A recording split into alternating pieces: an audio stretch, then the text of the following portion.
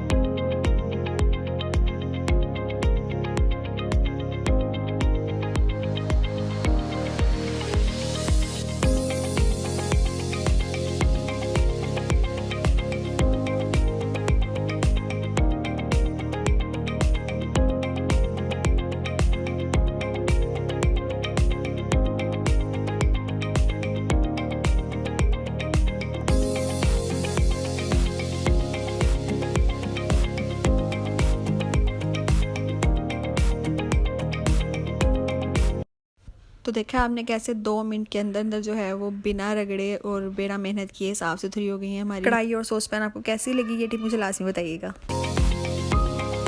दूसरी साइड पे ना मेरा ये कैबिनेट मसालों के डब्बों से फुल हुआ था, रंग बिरंगे डब्बों से, और जब भी एक डब्बा चाहिए मुझे होता था सारे डब्बों को निकाल के फिर एक मिलता था, या फिर एक निकालो दूसरा गिर जाता था। तो बस मैंने सोचा कि आज इसकी ऑर्गेनाइजेशन करनी है, जो मर्जी हो जाए। तो जितने भी डब्बे थे पहले मैंने निकाल के सारे नीचे रखे और डब्बों को खोल के चेक किया कौन सा मसाला जरूरी है, कौन सा नहीं है, कौन सा सही है, कौन सा खराब हो गया, और सब एक जैसे डब्बे रखे। और जो दूसरे डब्बे थे जो रंग बिरंगे थे वो सब धोने के लिए रख दिए, क्योंकि वो आगे फ्यूचर में फिर भी कभी ना कभी इस्तेमाल हो ही जाते हैं। तो जब भी ऐसे कैबिनेट खाली होता है तो मैं एक दफ़ा स्प्रे लाजमी कर देता हूँ कि कोई भी कीड़ा वगैरह या कोई भी मकड़ी वगैरह, जाला वगैरह जो भी होता है वो सब खत्म हो जाता है। थोड़ी देर बंद कर दूंगी और उसके बाद इसका जो नीचे शीट बिछाई हुई है, जो पेपर बिछाया होता है, वो फेंक देती हूँ। फिर कैबिनेट को साफ़ करके इसके ऊपर एक नई शीट या कोई भी अच्छा सा पेपर बिछा देती हूँ।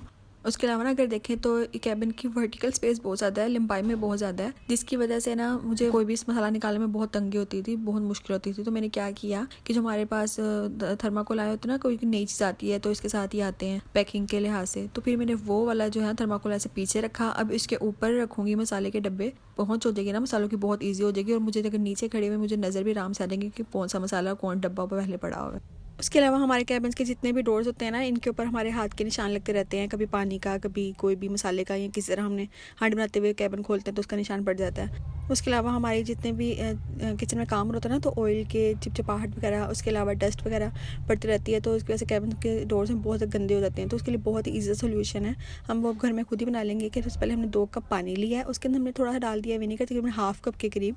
उसके बाद हमने थोड़ा सा, बिल्कुल थोड़ा सा, 1 चम्मच के करीब हमने साथ डाल देना है डिश वॉशर लिक्विड का। बस हमारा सोल्यूशन तैयार हो गया है। अब हमने एक कपड़ा लेना है, कॉटन क्लॉथ कोई भी आप ले सकते हैं। उसके बाद आपने इसके अंदर ना डिप कर देना है और अच्छे से इसको निचोड़ लेना है, मतलब इसमें बिल्कुल भी पानी ना बाकी रहे।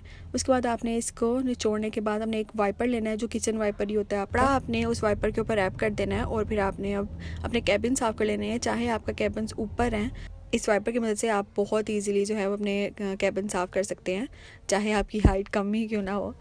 और हमने जो ये सोल्यूशन बनाया ना, ये इतना अच्छा है ना कि हमारे कैबिन की जितनी भी चिकनाहट और जितने भी निशान है वो सब दूर हो जाएंगे। इसके अलावा आप ये सोल्यूशन अपनी कबर्ड साफ़ करने के लिए, कबर्ड के जो डोर्स होते हैं उनको साफ़ करने के लिए भी यूज़ कर सकते हैं। तो बस यही था आज का व्लॉग और इतनी सी मेरी टिप्स। तो उम्मीद है कि आपको मेरी कोई ना कोई टिप लाजमी पसंद आएगी। अगर व्लॉग पसंद आया तो लाइक शेयर कमेंट करना ना भूलें। अगले व्लॉग के साथ फिर से हाजिर होंगे, तब तक के लिए अल्लाह हाफिज़।